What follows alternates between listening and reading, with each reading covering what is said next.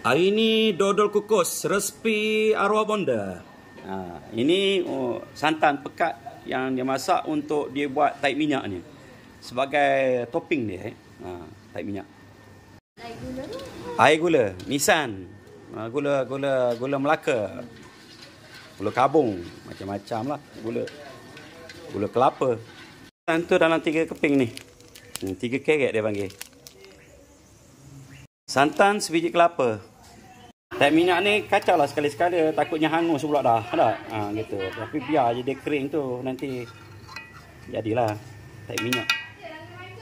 Masukkan santan dan beras pulut ya. Dua cawan? 2 cawan tepung pulut je? 2 cawan tepung pulut. Dan masukkan ke dalam bekas untuk dikisar supaya dia mudah. Masukkan gula merah, gula nisan ke dalam bancuhan. Aduk-adukkan. Garam secubit 2 untuk naikkan rasa ni, bagi lemak. Letakkan air. Guna ini je, periuk pengukus elektrik ni. Gunting sikit dia punya daun pisang tu bagi bersaiz dengan pinggan. Nanti buru minyak sikit. Taburkan minyak makan sikit.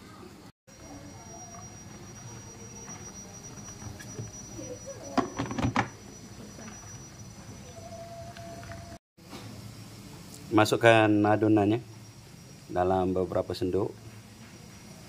Mungkin 3 senduk.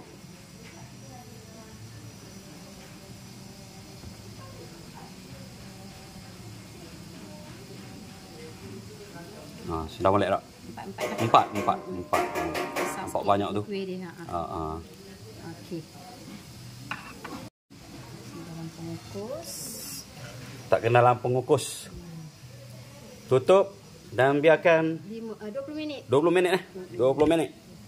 Nanti kita tengok kejadiannya. Taik minyak ni pun hampir kering. Tunggu dia betul-betul kering. Jadilah dia taik minyak. Taik minyak kita hampir nak jadilah. Sikit lagi dia perang betul tu, kita boleh angkat lah.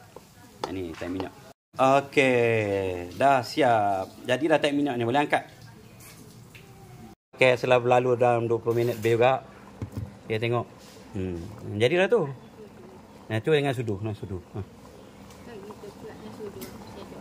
dia jadilah ni. Sebenarnya bila dia sejuk nanti dia akan lebih kenyal lah. Letak je apa itu. Dia tak berapa itu tak berapa ni. Pasal nisan tu campur dengan gula putih. Dia letak taik minyak. Jadi baik, kita masukkan taik minyak ni.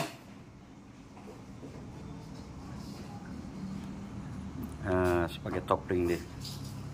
Mantap. Inilah hasilnya. Bismillah.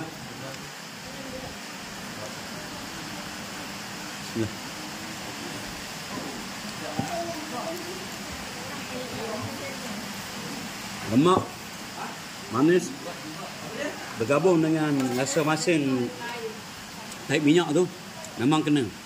Dan kita gigit tu liuk. Sebenarnya boleh lawan juga dengan dodol asli tu. Dodol kukus.